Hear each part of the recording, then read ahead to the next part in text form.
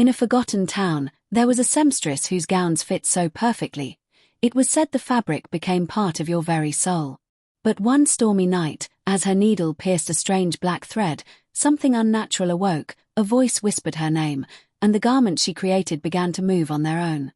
What happened inside that workshop is a secret the town still fears to speak of. Stay with me till the end, and discover the chilling truth behind the seamstress's cursed threads. And do not forget to like, share, and subscribe, because more dark tales await you. In a small town hidden between misty hills, there lived a seamstress named Elara. Her workshop stood at the very edge of the marketplace, where lantern light flickered against cracked windows. The air inside always smelled faintly of old fabric and burning wax.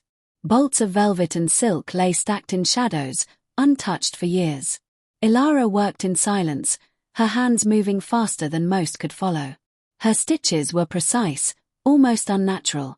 People whispered that she never measured, never marked, and yet every gown, every coat, fit its wearer as if it had grown from their skin. One evening, a storm rolled across the hills. The wind howled, rattling the shutters, and the rain drummed like heavy footsteps. Elara lit a single candle, its flame trembling as she threaded her needle. The thread shimmered in the dim light, darker than night, almost alive. The moment she pierced the fabric, the candle flickered low. A sudden chill swept the room, crawling across her skin like icy fingertips. Her heart thudded as she pulled the thread through. The fabric seemed to sigh.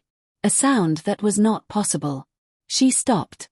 The needle trembled between her fingers. Her eyes darted to the walls.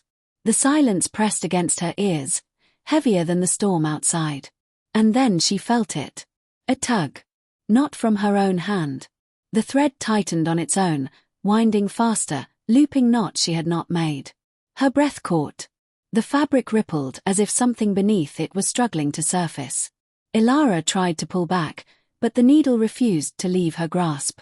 It clung to her skin, cold as steel buried in frost. The shadows in the corners deepened, shifting, leaning closer. Her candle bent, its flame stretching unnaturally long, as if drawn toward the black thread. Her chest grew tight. The workshop air no longer smelled of wax. It smelled of iron. Like blood. And then, in the wavering silence, she heard it. A voice. Soft. Whispering from the thread itself. Calling her name. Elara froze. Her lips parted, but no sound escaped. The whisper grew clearer, weaving itself between the thunder outside. Elara. The syllables dragged slowly, like silk tearing. Her pulse hammered against her throat. The thread quivered in her hand, vibrating as though it were alive. Her candle guttered. The flame split, stretching into two sharp tongues of fire. For a moment, the workshop seemed doubled. 2 sets of shelves. 2 sets of shadows. And in the reflection of the window, Elara saw herself. But the figure did not move when she did. It smiled. Her knees weakened, and the needle slipped deeper into the fabric, pulling her hand with it. The cloth writhed, folding and unfolding, like lungs gasping for air. She yanked, desperate to break free. The whisper turned into laughter. High. Thin. Scraping against her ears like glass. She dropped the needle. But it did not fall. It clung to her palm, its sharp tip glowing faintly red, as if it had pierced something far deeper than fabric. The smell of smoke thickened. Not wax. Not fabric. Something raw. Something burning. Her vision blurred. Shapes shifted in the corners of the room. Not shadows. Figures. Draped in unfinished garments, their empty sleeves swaying, their faces hidden behind folds of cloth. They leaned forward, silent, waiting. And then the thread jerked once more. The unfinished garment on her table lifted. And a pale, skeletal hand slipped out from its sleeve. Elara staggered back, her chair scraping across the warped wooden floor. The skeletal hand twitched, its fingers stiff at first, then curling slowly, deliberately. The fabric slumped forward, rising as though a body had slid into it. The gown she had been sewing now stood upright, sleeves dangling like broken wings. Her breath rattled in her chest. The whisper returned, layered now, dozens of voices speaking through the same cursed thread. Elara, stitch us, finish us. The black thread slithered across the table like a snake, coiling around her wrist. It tightened. Her skin burned under its grip. She tried to scream, but her throat locked shut, strangled by the weight of the voices. The faceless figures in the shadows swayed, in rhythm with the storm outside. Lightning flashed through the cracked window. For an instant, she saw their faces. Eyes stitched shut. Mouths sealed with the same black thread. Her stomach lurched. She pulled against the cord strangling her wrist. The thread cut deeper, biting into flesh, a thin line of blood dripping onto the floorboards. The gown on her table lurched forward. Its sleeve reached for her cheek. The fabric brushed her skin. Cold. Damp. Like grave soil. Her candle sputtered and died. The workshop drowned in darkness. Only the thread glowed faintly, red at its core, stretching tighter, binding her to the thing she had created. And then, the gown opened its stitched mouth. A breath escaped. Hot. Rotting.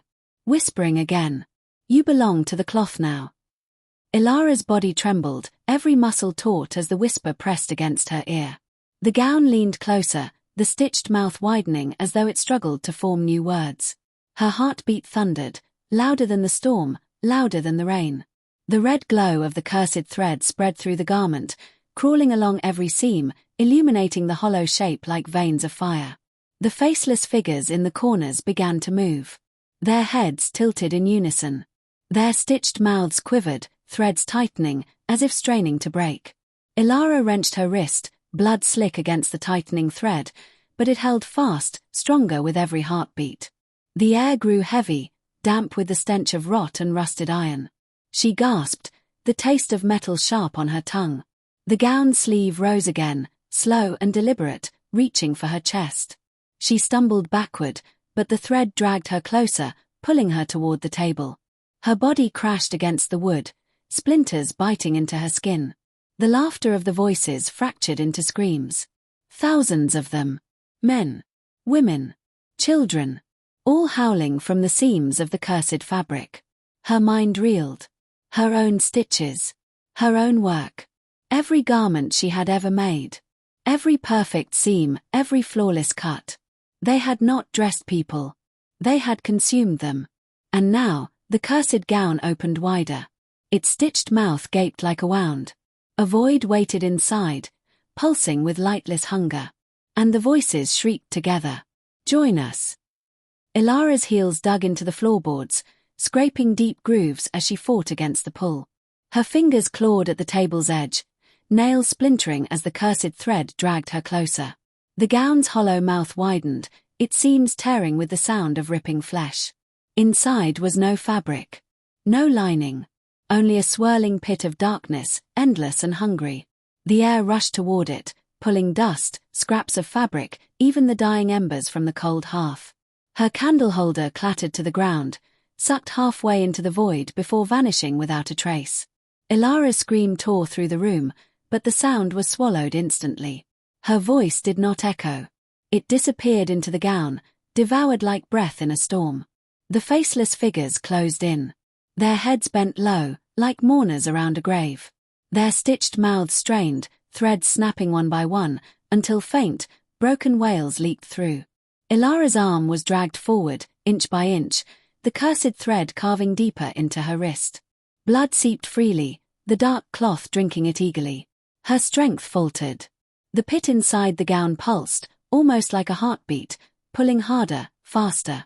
Her hair whipped across her face, her eyes stinging as the void's wind tore at her. She tried to wrench her hand free one final time. And the thread snapped. But not away from her. It snapped deeper into her skin, burrowing, stitching itself into her veins. The fire in her blood surged. Her scream cracked into silence as the gown pulled her whole body forward. And she felt it. The fabric wrapping around her. Squeezing. Stitching. Binding. Until her skin was no longer her own. ChatGPT said. The fabric clung to Elara's body, wrapping tighter with every heartbeat. It sank into her skin, weaving across her arms, her chest, her throat. Each stitch burned like fire pressed into flesh. She thrashed, but her movements only pulled the cursed thread deeper. Her breath came ragged, sharp, until the cloth sealed across her ribs, crushing the air from her lungs. Her reflection in the cracked window stared back, her face pale, her eyes wide. And then the thread slid across her mouth. 1 stitch. 2 stitches. 3. Her lips pulled together, sealed shut by the black cord that gleamed red from within. Her muffled scream shook her chest, but no sound escaped. The faceless figures swayed closer. They reached out with trembling hands, their stitched mouths quivering as though welcoming her into their silent chorus. The gown's hollow void collapsed inward, its hunger satisfied. The air grew still. The storm outside dulled into a low, distant rumble. Inside the workshop, the glow of the cursed thread faded, dimming to nothing. Elara stood frozen, her body rigid, her face now hidden beneath a veil of unfinished cloth. Her hands twitched once, twice, then fell still. Another figure. Another prisoner of the seamstress's cursed threads. And in the darkness of the workshop, the needle rested on the table. Waiting. Gleaming faintly. Ready for the next stitch. Weeks passed. The storm that had swallowed Elara's workshop left the marketplace scarred. Traders spoke in hushed voices, pointing to the shuttered windows where no candlelight burned anymore. No gowns appeared on the racks. No footsteps echoed inside. And yet, when the wind swept through the town at night, scraps of fabric drifted into the streets, black, frayed, and faintly warm to the touch. Some swore they heard whispers if they held the threads too long. A voice calling softly, promising a perfect fit. The townsfolk barred their children from wandering near the crooked shop at the edge of the market.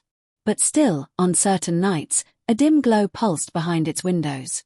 Like a heartbeat. And the rumor spread. That Elara had not vanished. That she still stitched within, unseen. Not with her hands, but with the cursed threads that had claimed her soul. And so the workshop stood silent, its door sealed, its needle waiting.